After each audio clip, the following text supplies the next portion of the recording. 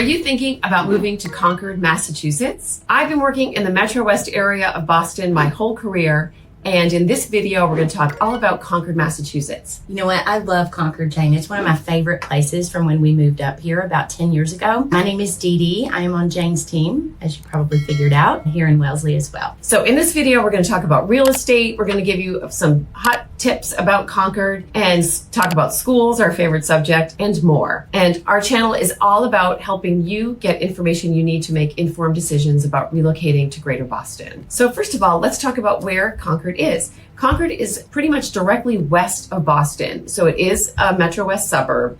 It's along Route 2. It's inside of 495. So roughly we consider Metro West kind of west of Newton and east of the 495 circle. And the population is about 18,000. It is surrounded by Lexington, Lincoln, which is a more rural town, Acton, and also a teeny bit of Waltham, I think. Yeah.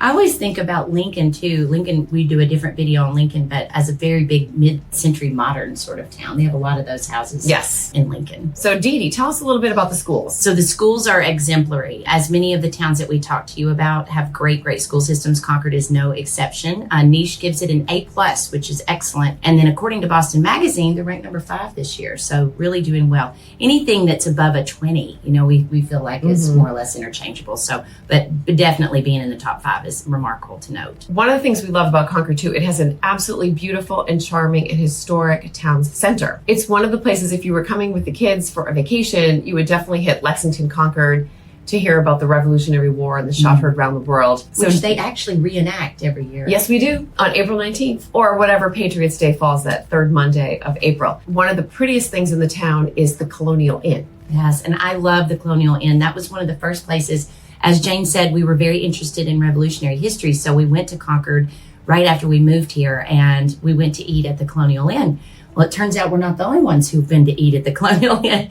It has been the longest continually operated hotel in the United States, and it has a restaurant in it. And one of the really cool things our daughter thought was amazing is that it's supposedly haunted. So in the dining room, there is the room right next door adjacent to the restaurant where they use this room as a hospital. And so that's supposed to be where the ghosts are. But it's delicious food, and it's just a charming, beautiful old building. So we definitely recommend you take a stroll through the Colonial Inn when you're in town. So it's probably a soldier that fell during the war. Maybe. Oh my goodness. Yes, exactly. When I grew up in Lexington, we were steeped in American history. We were very proud of that. And we spent a lot of time in Concord when we were kids, hiking in the Minuteman National Park, which connects Lexington and Concord. I got in trouble once for calling them the British. The Redcoats marched right through, after they mowed us down in Lexington, they marched right along this historic road, which is part of the Minuteman National Park. Super pretty.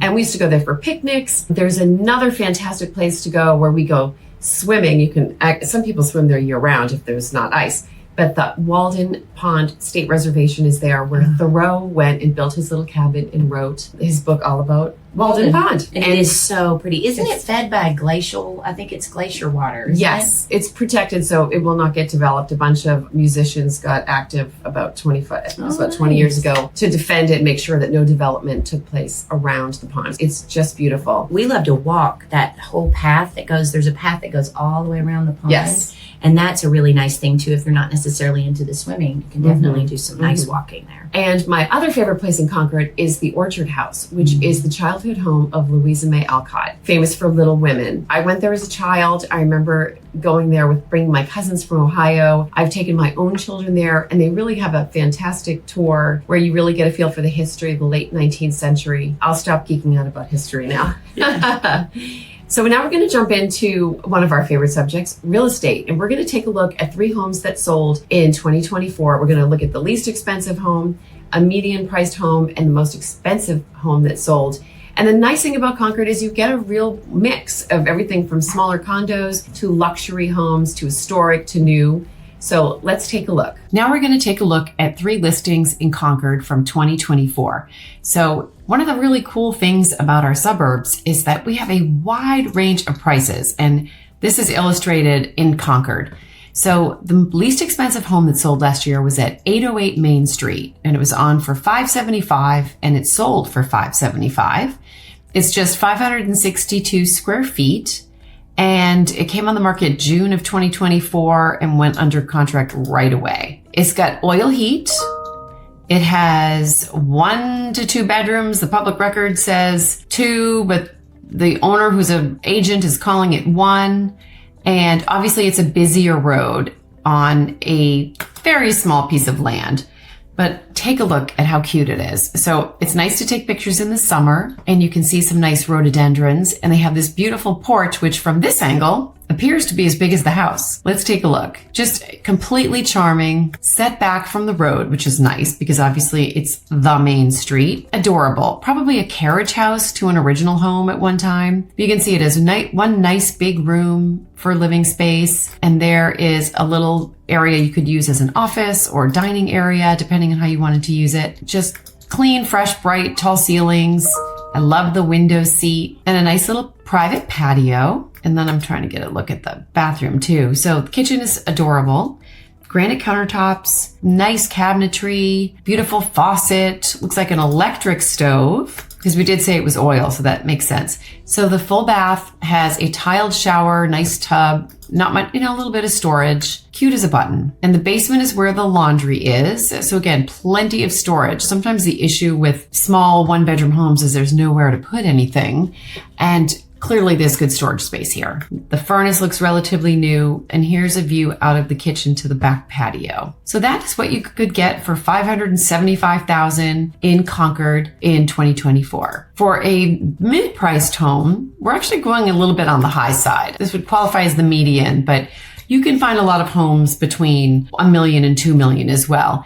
But Thoreau is one of the historic streets in the center of town. Really beautiful. So this was on the market for $2,375 and sold for $2,425. So $50,000 over asking. 3,600 square foot plus a finished basement. It's gas, and it was built in 2022. So again, great street presence with this nice stone wall. You'll see a lot of stone walls in Concord and Carlisle too, with whom it shares a school system. Very typical of these, reminiscent of the old farmer's field. Sometimes you'll see old ones that are built or repaired, and this one is obviously newer, but fits right into the neighborhood. A nice wide front porch with nice sun protection, beautiful foyer. So again, this is a really pretty house. I love the decor too. So we talked a little bit in our Carlisle video about mid-century modern furniture and colonial style. So this is a little bit of both. We've got a real mid-century modern chair right here with this kind of contemporary looking grandfather's clock, but they did a nice traditional decor with moldings, and the banister is kind of traditional. So kind of a cool style. This is very pretty too. It has nice chunky crown molding at the ceiling. This looks like it's a paint treatment. This picture isn't great because it makes the room look kind of narrow at the end, but it is obviously a large enough for a sitting room, could be an office as well. Nice detail on the ceiling in the dining room, and a butler's pantry off the kitchen between the kitchen and the dining, which is great for storage and for parties. So with kitchens, nothing better than new. I love this ginormous refrigerator, the stainless. You've got the range here plus an extra oven, convection heat. In the island, you have an extra microwave convection oven. And look, the gold trim is kind of nice. The gold finishes, even with the stainless. We're seeing a lot more gold finishes in the last couple of years. So it's kind of interesting they're gold because nothing else seems to be gold. So let's move on. There's your dining area in the kitchen, and beautiful family room off the kitchen, which is open. Nice, bright, private. One of the nice things about buying a home that's not brand new is you get things like custom blinds all installed for you for privacy. So here's the first floor powder room, nice big mud room, and here's a beautiful deck. And you can see that you're still in the heart of things because you can see commercial buildings not that far away. But as a walk to town person, I'm always happy to have the trade-off of a little bit of activity and commercial area near you, just so I can walk to the train or town. In this beautiful bedroom, you have a very tall ceiling, a ceiling fan, and you can see into the primary bath. So love this. Just super contemporary, clean, and a nice soaking tub at the other end. So this is a big house. Whoops, let's go back and check out the closet. Really great storage and obviously a walk-in. I mean, you could almost put a piece of furniture there in the middle for your jewels and your shoes. And here's another beautiful bedroom with an ensuite bath. That's the guest room, office, laundry's on the second floor. They did a great job presenting this for sale. And this is a super cool cabinet with the cobalt blue. Now the lower level is nicely finished, very high level of finish, and it's a walkout, which is nice. So you got 3 good floors of living. And here's the bathroom, which you can kind of see the window well. So you're below grade, but you have nice natural light. So you could actually put a guest down there without breaking any laws. This has a nice wet bar if you're going to use it for crafts or an office. And also set way back from the road, which is really nice, and attached 2-car garage. So that was a home that was like a mid-price range for 2024. And just for fun, I have to say the most people that find us on YouTube are looking for something between around $1 million to $2.5 million. But it's always fun to see how the higher end lives. And if you are buying a $6 million house, we are happy to show you things in a number of towns. But this house was actually built in the 80s, and it was on the market for $6.7 million and sold for $6.5 million. Now, Monument Street is another one of those classic popular streets near the center of town. But this was, I mean, the house is huge. It's 7,000 square feet plus almost 8,200 in the basement. 6 beds, 4 full, 2 half baths. Amazing lot. The lot is 8.5 acres. So this is just a colossally fantastic home. Also, very many update. Let's look at what you get for $6 million in Concord. So elegant street presence. Love all this trim, and the copper roof is cool. This is a nice aerial view, so you can see that it has this terrific pool and a separate building for pool and play and garage. So this has a 2-car garage attached under. So here we are in the main house. So just gorgeous.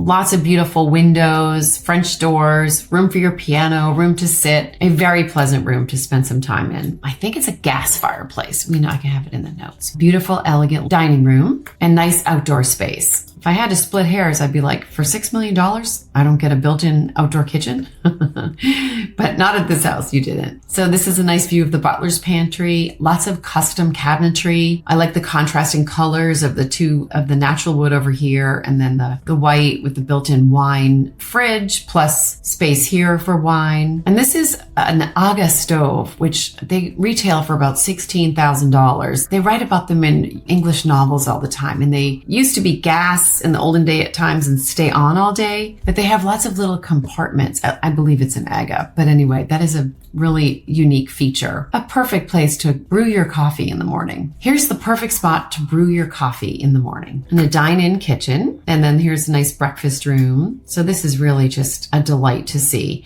So then there's this beautiful sunroom with a curved wall, and you have a nice view of the pool in a distance. And a beautiful office. I love that wallpaper. Wallpaper is absolutely back. There's also a hammered copper sink here, which is just a unique, fun feature. Sitting room. And here's a nice view of the 2-story foyer. So I'm going to there we go. I wanted to show you this primary bath, which is just gorgeous. Normally, I don't like a bed in front of the windows. It's bad feng shui, but here it seems to work. Nice soaking tub. There are blinds here, but nice privacy in the back. Another bedroom. Cute kids' room. My kids' rooms never looked like that. Okay, so here we are on the lower level. There's a wet bar, there's a place to watch TV, there's a place to do your homework or craft, super cool theater, and a full bath. Now this is the separate building, which has 3 more garages. Oh, so cute. Weather vanes. I'm not sure if that's a New England thing, but you do see a lot of weather vanes here. And out to the pool, of course, which is just gorgeous. So that was just a peek into what you can get for your dollars in Concord in 2024. So if you're thinking about moving to Concord, Massachusetts, please reach out, as we would love to help you. And I have lots of videos on other parts of the Metro West. And please remember to subscribe, as we're putting out a new video each week. So we'll see you in the next video.